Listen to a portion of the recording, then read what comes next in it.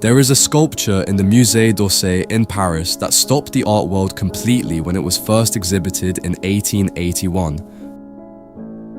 Not because it was the most technically accomplished work in the room, not because of who made it, but because nobody could agree on what it actually was. Critics called it disturbing, scandalous. One described it as a threat to sculpture itself. Another said it had no place in a gallery of fine art. It was made by Edgar Degas, and he made it almost entirely by touch. Most people know Degas as a painter, the ballet dancers caught mid-rehearsal, the racehorses suspended at full gallop, the women bathing in private moments observed from unusual angles. He spent decades building one of the most recognized bodies of work in the history of Impressionism, his name becoming synonymous with a particular kind of seeing, precise, intimate, always finding the angle no one else had thought to look from. What most people do not know is that Degas was going blind. It began in his 30s, a progressive deterioration that spent the next 4 decades slowly taking everything from him. By his 50s, he could barely read. By his 60s, painting had become almost impossible. The man who had built his entire career on the precise observation of light and movement was losing the ability to see either. And so, he turned to sculpture. He had always worked in 3 dimensions alongside his painting, modeling small figures in wax and clay, and using them as references for his painted compositions. But as his sight failed, sculpture stopped being a tool and became the work itself. He could not rely on his eyes, so he relied on his hands. He worked in wax, building figures slowly, feeling the form develop beneath his fingers, learning the weight of a raised arm, the tension of a turned torso, the particular way a dancer's foot settles into position. Knowledge that had previously lived in his eyes migrated into his hands over years of work he could only partially see. His studio after his death was found to contain over 150 of these wax models. Most were never exhibited, never shown to anyone.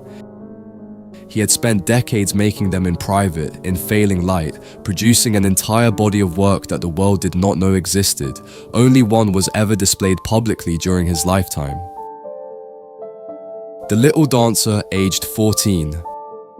She stands 98 centimeters tall. A young ballet student, feet in 4th position, hands clasped behind her back. Chin lifted slightly, eyes almost closed. She wears a real fabric bodice, a real tulle skirt, a real silk ribbon tied into her hair.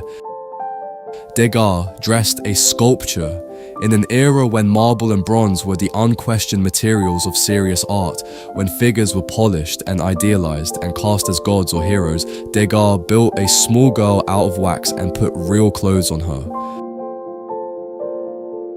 The reaction when it was exhibited in 1881 was immediate and almost entirely hostile. Critics described her face as brutish, feral. One wrote that she had the look of a young criminal. Another said she belonged in a museum of natural history rather than a gallery of fine art. What they were reacting to, though they may not have understood it at the time, was the complete absence of idealization. Degas had not made a dancer in any romantic sense.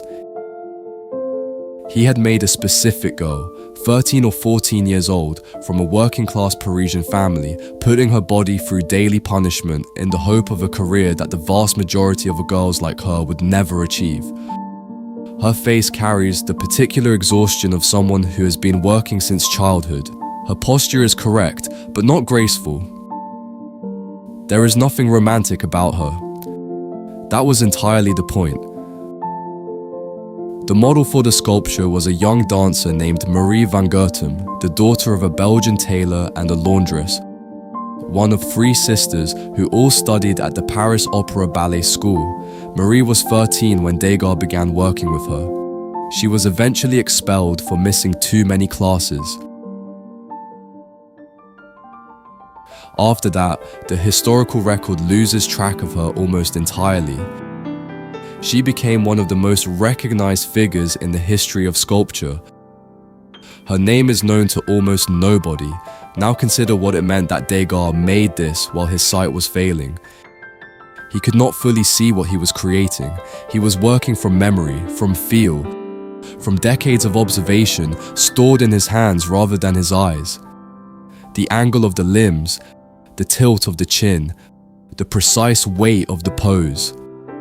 All of it built through touch and through a bodily knowledge that does not require sight to function. And yet the figure is anatomically exact. The fourth position of the feet is correct to a degree that only someone who had spent years watching dancers could achieve. Every detail of her exhaustion is specific rather than general.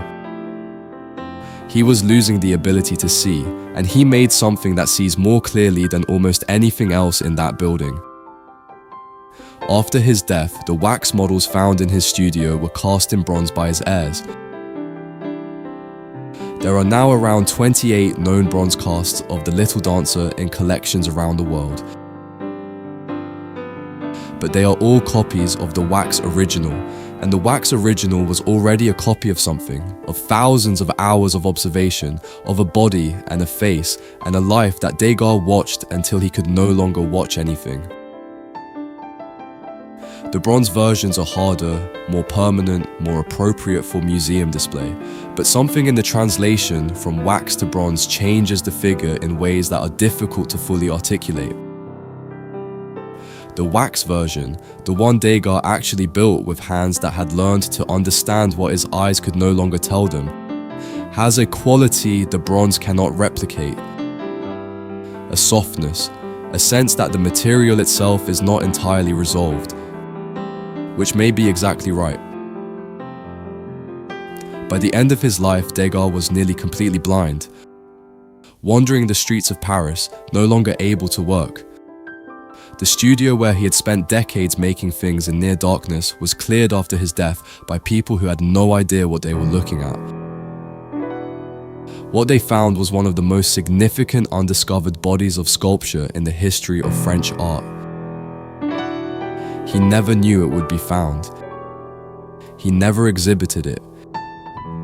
He made it anyway in a room he could barely see, with hands that had learned over a lifetime to understand what his eyes could no longer show them.